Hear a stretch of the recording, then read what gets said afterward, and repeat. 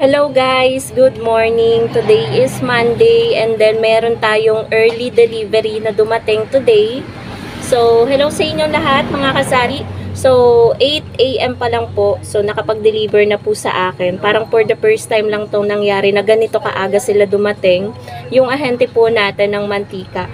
Bali, konting klase lang po yung kinuha ko ngayon. Mga gamis, mantika, tsaka asin lang po yung kinuha ko today dahil ito lang naman ang ubos po dito sa tindahan. So, update ko kayo guys na ang total ng aking pinagbayaran lamang sa kanila ay 820 pesos. So, ang kuha ko sa 5 kilong asin sa kanila ay 60 pesos. So, bali pumapatak kada kilo ng 12 pesos ang asin. Tapos, itong mantika, ayan, dito ko na lang ni-receive. Ayan, nandyan pa, halos kakaalis lang nila at hindi ko pa natatanggal dito sa may bilihan yung dineliver nila. So, ang mantika naman guys, pumapatak siya ng 320.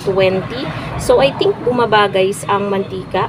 Nasa 26 na lang, something. Pero wag daw akong basta-basta magtaas dahil nakikita nila yung paggalaw. Medyo, sabi nila, nung nagsulat nito, nung babaeng ahente ko, tumataas daw ngayon ang asukal. Hindi kasi ako kumuha ng asukal kaya hindi ko alam at hindi ko rin natanong kung magkano yung itinaas ng asukal or pataas pa lang.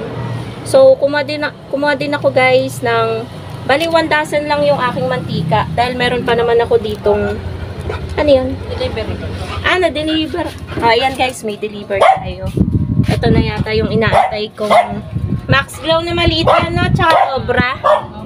So, ayan guys. Meron na naman tayong dumating na delivery. Hindi pa natin tapos i-vlog yung nauna. So, next is 7 na klase ng gamis. So, ito yun guys. Pakita ko sa inyo. Gamitit. Ayan. Ito, hindi ko alam kung anong tawag dito. Siguro strawberry flavor to. Na parang, ito, ganito. Magkakatulad lang. Iba-iba lang kulay. Kulay lang naman guys na nagpapaakit dyan sa mga bata eh. Tapos ito, oh, 'di ba? Parang katulad lang din. Ito yung mango, kulay dilaw. Yung isa, ito kulay orange. Tapos yung isa kulay pink. Tapos ito yung mallows kanina. Ito yung gummy eyeballs, ang tawag minsan ng bata. And then yung gummy cola. So yan guys, sobrang mabili sa akin guys ng mga gummies. Hindi lang mga bata ang bumibili sa akin yan. Mga matatanda, mga binata, dalaga. Sobrang mabili. Ewan ko kung bakit. So, tingnan ko lang guys yung nilalaga kong itlog. Ayan, iga na siya. Patayin na natin. So, ito naman yung cobra. 2 dosenang cobra. Kaka-deliver lang. Habang nagbablog ako kanina, dumating yung nag-deliver. Ngayon lang daw kasi sila nakagkamotor. Ewan ko kung saan nagpunta yung ano nila. Busy siguro, may ibang pinuntahan. So, okay lang din naman guys. Ito agad-agad ako maglalagay ng cobra sa rep. Kasi baka may bumili para meron na tayong malamig. Pero para mabilis guys, yung paglamig, maglalagay ako siguro ng mga 3 sa freezer para lumamig agad. Mga 10 minutes may malamig na agad tayo. Tapos ito yung sa ilalim, isang box yan ng ano guys, ng Max Glow na maliliit, yung binebenta ko ng tag to 20 pesos. Bali, ang puhunan nito, guys, nasa 14 something yung binebenta ko ng tag to 20. So, 355 kasi, 24 pieces. Biglang namatay yung ating cellphone, guys. Siguro, memory full na naman. So, yung cobra natin, mga kasari, is 190 pesos ang 1 dozen. So, ito, guys, is 380 yung total ng ating pinagbayaran kasi 190, 380. If hindi ako nagkakamali guys, kasi yung resibo hindi binigay ko na doon kasi magkabaliktaran, hindi maayos yung pagkaka-print, kailangan din nila nung copy. Tinandaan ko na lang kasi 2 klase lang naman yung order ko sa kanila. 355 yung isang box ng Max Glow na maliliit, yung binebenta ko ng tag to 20. Di-display ko na din to agad-agad mga kasari. And then ito naman, maglalagay na din tayo agad-agad sa rep kasi baka may bumili na. So, yun lang guys ang ating vlog for today. Update ko na lang kayo ulit sa iba pang kaganapan ngayong araw ng Monday. So, dapat guys, dadating din ngayon ang ahente natin ng alak. Pero hindi po tayo kukuha dahil madami pa po tayong alak dito. Madami pa po yan mga kasari. Wala naman masyadong bumili ngayon ng Red Horse at Grande. Last week, kaya madami pa tayo. At kung ano lang yung meron dyan, siguro gin bilog na lang ang bibilhin ko kasi yung benta ko lang naman dito sa alak ay nasa 600 pa lang. Kasi nga wala masyadong bumibili ng alak nitong mga nakarang araw. So, ayun guys, update ko na lang kayo talaga later. So, update lang ulit mga kasari sa ating vlog.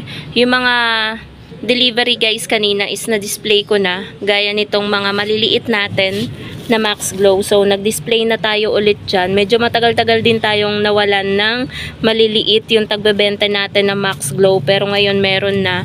Tapos yung natira, ito guys yung pinakita ko sa inyo kanina. Ayan siya.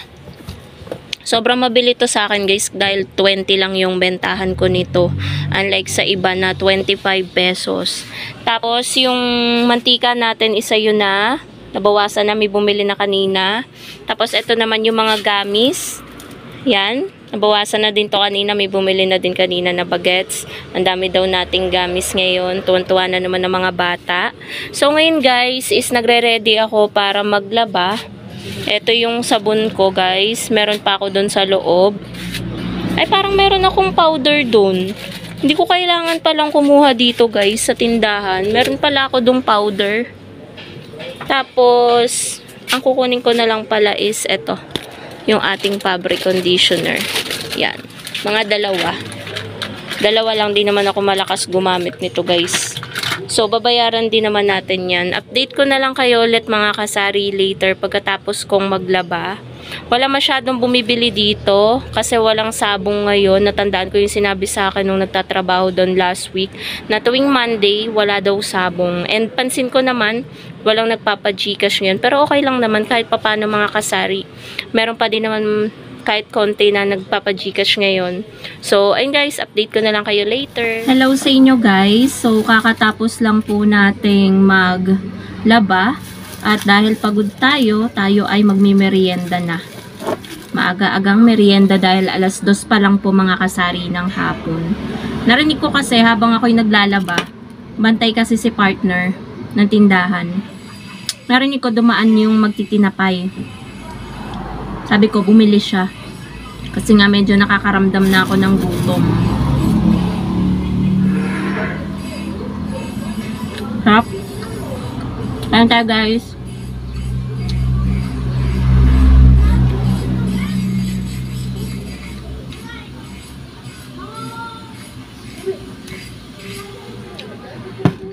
Tapos nagtimpla ako guys ng ice coffee.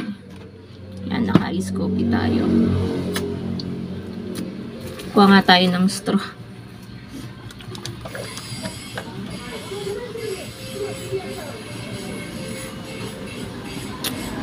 Maiba naman, ice coffee muna tayo.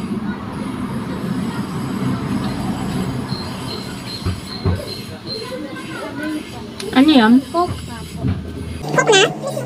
Hindi yun yan? Hindi yun? Hindi yun? Ay, yung katulad niya? Sige, ilan?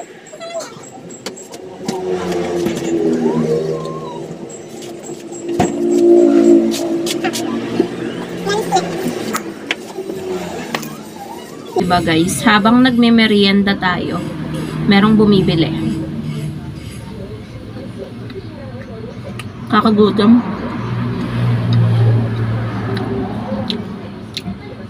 Although hindi naman masyadong karamihan yung nilabhan ko guys.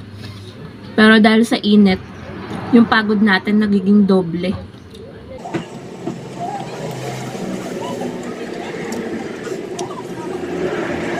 So yung ganap ngayong Monday guys, share ko sa inyo. Wala naman akong kukuhanan dun sa ahenta ng alak. So baka next Monday na lang ako mag-order sa kanila.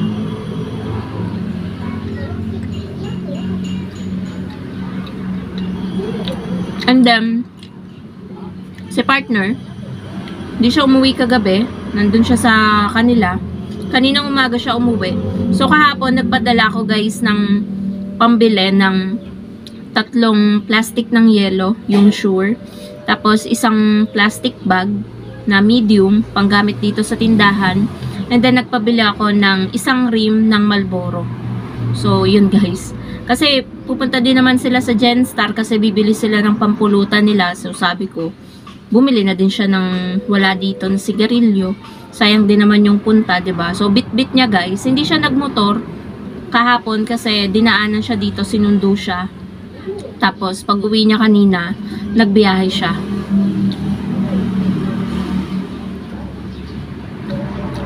Grabe guys, kakapagod. Pero, pag nakaraos ka naman maglaba, parang nakakatuwa naman kasi wala ka nang labahin. So, ayun guys, dito ko na rin tatapusin ang aking vlog. Aking nanamnamin lang yung aking pagmimerienda. Merienda na din kayo guys sa inyo. So, yun lang guys. Thank you so much for watching and happy selling po sa inyong lahat. Happy Monday na rin mga kasari. Bye!